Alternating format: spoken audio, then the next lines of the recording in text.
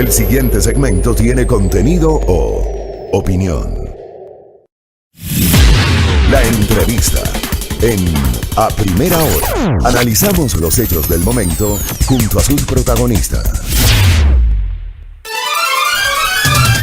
A ver, Gabriela Larrategui hace minutos nos decía que desde 2014 el gobierno central tomó recursos del Banco Central, nos ha explicado la diferencia entre dinero público y dinero del público, que no es lo mismo, ha dicho Gabriela Larrategui, ha defendido la propuesta de integrar un directorio autónomo de la función ejecutiva, que sí, dice que el Banco Central va a seguir perteneciendo a la función ejecutiva, pero que su directorio, su gerente, ya no va a responder a los designios del presidente de la República de turno. Bueno, ¿qué opina Lida Villalba? Porque Lida Villalba integra el grupo de 41 legisladores que en cambio votó en contra de la aprobación del proyecto de ley de defensa de la dolarización. Ella pertenece a la Comisión de Régimen Económico de la Asamblea Nacional. ¿Cómo le va, legisladora? Muy buenos días, Fabricio. Buenos días al Ecuador que nos escucha y nos ve a través de Majestad. Y un saludo a todos, en especial a aquellas madres de familia que hoy nuevamente estamos muy temprano empezando las actividades. Mi deseo de salud y de bendiciones a todos. Gracias, Lida Villalba. ¿Por qué ustedes, como bancada, decidieron votar en contra de la aprobación de este proyecto de ley? Bueno, Fabricio, las razones las expusimos no solamente en el Pleno, las expusimos también en la Comisión. Hay serias preocupaciones de que con esta ley se estaría configurando un escenario muy parecido a lo que ocurrió en los años 90, aun cuando lo quieran negar y aun cuando lo quieran pues esconder, las mismas condiciones se están dando. Condiciones, por ejemplo, de darle demasiado poder al sector privado, de decir que lo público necesariamente no sirve, de afirmar cosas como la que escuchaba hace un momento, de que lo privado es la opción para sacar adelante al país. Muchas de esas cosas creo que ya pasaron en su momento, la liberalización de las tasas de interés, el darle pues esta autonomía entre comillas del manejo del Estado, entendiendo de que el Estado fundamentalmente representa a los ciudadanos, no representa intereses privados. Parece que le estamos poniendo cara y nombres a ese Estado y no entendemos lo que en realidad significa, y no entendemos además lo que está establecido en la Constitución. La Constitución, les guste o no, estimado Fabricio, tiene disposiciones claras y habla de que la política económica y monetaria es competencia del Ejecutivo. Quien ejerce la función ejecutiva indudablemente es el presidente de la República, y el presidente de la República pues a su vez delega funcionarios para que ellos cumplan diferentes funciones, pero esto no se da así, y ahí es donde irrumpen la Constitución, porque dicen que sigue siendo parte de la función ejecutiva, pero se da un híbrido bastante raro, una especie de Frankenstein de la representación del Ejecutivo, porque resulta que ahora el Ejecutivo propone, pero la Asamblea decide. El Ejecutivo pues se supone que maneja la política económica, pero está impedido de opinar siquiera en el tema de las juntas y de las decisiones que estas juntas tomen, que ahora pues ya se transforman en 2 juntas, aumentando burocracia, etcétera. Pero son varias las razones, fundamentalmente la inconstitucionalidad, el temor de que se reconstruya un escenario como el que ocurrió en el feriado bancario, donde le dieron demasiado poder a la banca y las consecuencias fueron nefastas para el país. Pero adicionalmente el tema de esta, digamos, una búsqueda de alguna manera ahorcar a las cooperativas pequeñas y medianas para que a la larga terminen fusionándose o desapareciendo, como lamentablemente va a ocurrir con estas nuevas normativas que se establecen. Además, la priorización el cuidado de los recursos hacia el sector privado, olvidándose de los demás, y el manejo de las finanzas públicas prohibidas para inversión estatal, entiéndase inversión estatal, inversión para la gente, y permitidas para prestarle al sector privado, como establece el proyecto de ley. Todas estos argumentos y preocupaciones motivaron nuestra posición en la Asamblea Nacional, y además es compartida por una gran cantidad de profesionales y también de la opinión pública que entiende la gravedad de estos hechos. A ver, vamos a desmenuzar algunos elementos que ha dicho Lida Villalba, que también hace minutos dijo Gabriela Arreategui. Por ejemplo, quiero partir del hecho, según la asambleísta Larreategui, que nos comentó hace minutos, el gobierno ecuatoriano sí tomó recursos del Banco Central y recursos que no le pertenecían al sector público, sino al público, refiriéndose a recursos depositados en el Banco Central por la vía del encaje, ¿no? Recursos de los bancos que no pertenecen a los bancos sino a los depositantes y que a través del encaje deben depositar en el Banco Central. Eso nos explicaba Gabriela Larreategui. Yo le pregunto a usted, asambleísta Lida Villalba, efectivamente, el gobierno, con la normativa vigente hoy, no con la nueva que se aprobó la semana anterior en la Asamblea, está facultado a tomar recursos que no le corresponden y que están depositados en el Banco Central. Bueno, lo primero, Fabricio, creo que hay que diferenciar una cosa. Un tema es tomar los recursos y otra cosa es que le presten, porque todo lo que se le ha prestado al Estado, el Estado lo está pagando. De hecho, la misma representante del Banco Central, Verónica Artola, afirmaba cómo es que se hacen las transferencias desde el Ministerio de Finanzas para poder cubrir precisamente esos créditos que se han hecho. Tomar recursos de la reserva es lo que hizo, por ejemplo, hicieron los bancos en los 90, porque simplemente se farrearon, ellos sí se farrearon la plata, se comieron la plata de los depositantes y quien tuvo que pagar a fin de cuentas fue el Ministerio de Finanzas. ¿Qué es lo que pasa ahora, Fabricio? Primero recordar que hubo una ley económica urgente anterior a la que ahora se ha aprobado, que ya prohibió el financiamiento de todo lo que tiene que ver al sector público.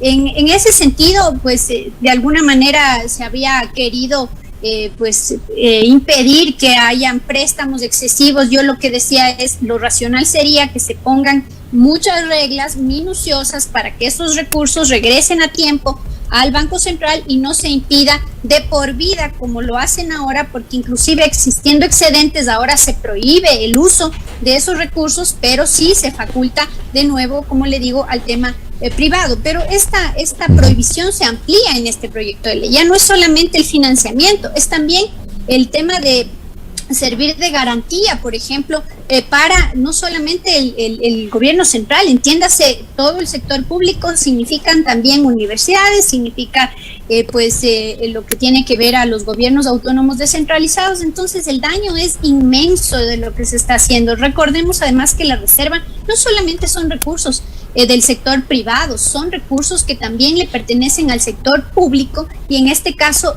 el sector público sí tendrá la obligación de prestar al sector privado, pero de ninguna manera se pueden usar esos recursos en favor de la gente. Esto es lo que estamos frente a este tema. Nos decían, no, hay que esperar que la reserva llegue a excederse para que desde ahí se pueda prestar. Mire cómo es de doble el discurso, y al final en la ley terminan prohibiendo que inclusive existiendo excedentes se preste al sector público. Esto déjeme ahí hacer una comparación con lo que me acaba de decir, porque automáticamente me lleva al escenario previsto en la última disposición transitoria de la Constitución aprobada en Sangolquí en 1998, a través de la cual se disponía que el Banco Central le entregue préstamos de liquidez o préstamos subordinados a las instituciones del sistema financiero. Y por ejemplo, en los últimos días de noviembre del año 98, resulta que, al menos esa es la tesis que manejaron en esa época, el Filambanco no le pudo pagar al Estado ecuatoriano a través del Banco Central esos préstamos, y Filambanco en los primeros días de diciembre del 98 pasó a manos del Estado.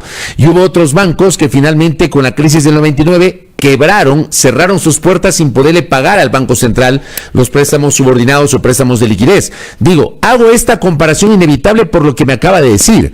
Hoy entonces se podría allanar el camino para que otra vez el Banco Central preste plata al sector privado. Así es, Fabricio, eso es lo que literalmente dicen, porque eliminan las prohibiciones que existían en la ley respecto de esto, pero aumentan algunas, por ejemplo, donde dicen que el Banco Central tiene, en este caso, si tiene déficit, tiene que el Ministerio de Finanzas, en función de un informe que haga la Junta Monetaria, entregar inmediatamente los recursos. Es más, le ponen plazo para que el Ministerio de Finanzas entregue. Cuando se supone que la reserva se va a manejar así, no se va a dar recursos. ¿Qué quiere decir entonces? Que si la pérdida se da porque alguno de los bancos, en este caso, no cumple con sus obligaciones, el Estado, como en los 90, tiene que asumir precisamente esas obligaciones. Mire, Fabricio, el dolor de la gente que existió y existe todavía, pues los migrantes son testimonio vivo de aquello. No puede ser que no podamos entender de los errores que se han cometido en el pasado y ahora pretendamos con un discurso de proteger a la dolarización, implementar este tipo de medidas porque no es precisamente ese el caso. Cuando el mundo entero está pues tratando de solventar las necesidades humanas que existen, porque la economía tiene que estar al servicio de los seres humanos, no al servicio de las grandes corporaciones, finalmente, intereses particulares, sino de los intereses de la población. Y cuando hay un país con una tasa de desempleo como la que estamos en este momento experimentando, con necesidades urgentes, impostergables, como el mismo tema de la pandemia, donde ya no hay medicinas en los hospitales, o mejor dicho, nunca hubieron, porque ya llevamos un año sin que se solventen diferentes problemas, no se ha cumplido con el proceso de vacunación. Hay una serie de aspectos que están siendo emergentes en la ciudadanía. ¿Cómo usted entiende que ahora se priorice una política o se perennice la política económica que manejó Lenín Moreno, privilegiando en este caso el pago de la deuda? Porque ¿para qué sirven todas estas reservas internacionales? Para todo lo que son movimientos externos, para garantizar el mismo pago de la deuda externa. Entonces, para garantizar el pago de las deudas, para asegurar los negocios de los externos, tendrá que dejar que la gente se muera de hambre en el país, que la gente se muera por la ausencia del Estado, como lo que ocurrió ahora. Yo he dicho y he afirmado en mis expresiones, Fabricio, que lo que se hizo con la aprobación de esta ley es asegurar el 5º año de gobierno de Moreno y ratificar esa alianza que ha existido durante estos 4 años de gobierno entre el Partido Social Cristiano, entre CREO, entre la Izquierda Democrática y Pachacutic, porque todos ellos volvieron ahora a asumir, en este caso, la favorabilidad a este proyecto de ley y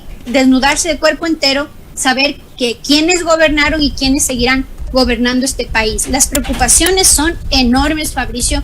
Como le digo, hay una serie de aspectos dentro de la ley, especialmente estos que hemos podido esgrimir en este momento. Ahora bien, usted hablaba también del tema de las cooperativas. ¿Cuál es la alerta a partir de la aprobación de esta ley con la situación de las cooperativas, asambleísta? Mire, primero entender que el sistema cooperativista es muy distinto al sistema bancario. En ese sentido existen segmentos. El segmento 1, 2, 3, 4 y 5. Los segmentos 3, 4 y 5 son los de las pequeñas y las medianas cooperativas. Son los que inclusive representan esas pequeñas cajas de ahorro que se generan a nivel del país.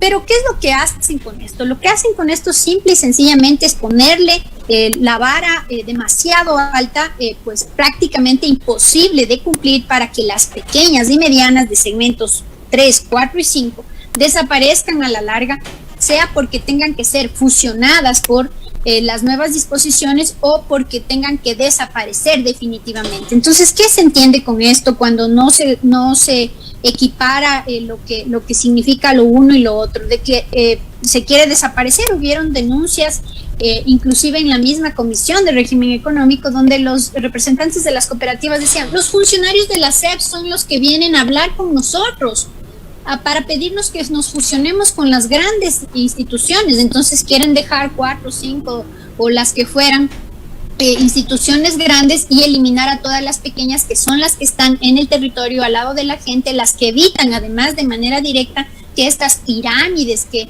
los temas adicionales de los chulqueros, etcétera, se proliferen, ¿no? Hay algún control, hay ciertamente una visión diferente, un target diferente. La gente que acude a estas cooperativas son gente que no son sujetos de crédito en las grandes instituciones financieras. Entonces, realmente el golpe es duro el que se va a dar a estos sectores, y lo han advertido. No van a poder cumplir las nuevas exigencias, que son pues las mismas que se les exigen a los bancos, y no se hace esa diferenciación necesaria y constitucional que debe hacerse con este segmento de cooperativas de ahorro y crédito. Es decir, con esto que usted alerta, ¿usted cree que solamente van a poder sobrevivir las grandes cooperativas, las que tienen una estructura mucho más grande?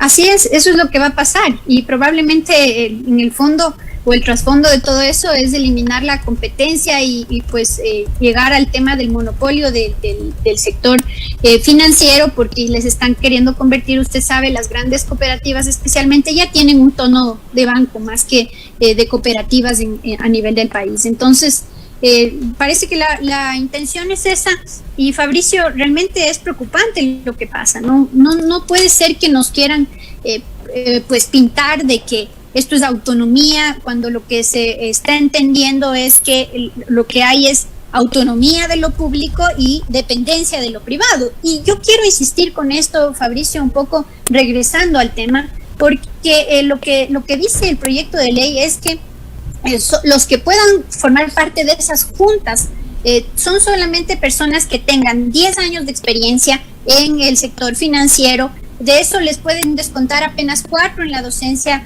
y además les dicen que no deben tener cierto 6% de patrimonio en las entidades financieras y diferentes así, que dejan unos huecos enormes para que cualquier tipo de circunstancia de las puertas giratorias ocurran, es decir, que pasen de ser controlados a ser los controladores, y que aquí no pase nada, y además dándole facultades a la Junta para definir algunas cuestiones sin límites. Ahora, por ejemplo, si usted quiere remover a los miembros de la Junta, si la Asamblea quiere remover a los miembros de la Junta, son solamente las causales establecidas en ese artículo, porque claramente lo dicen así: solo podrán ser removidos por tal y tal cosa. ¿Por qué? ¿Cuáles son esas cosas? Incumplimiento de funciones,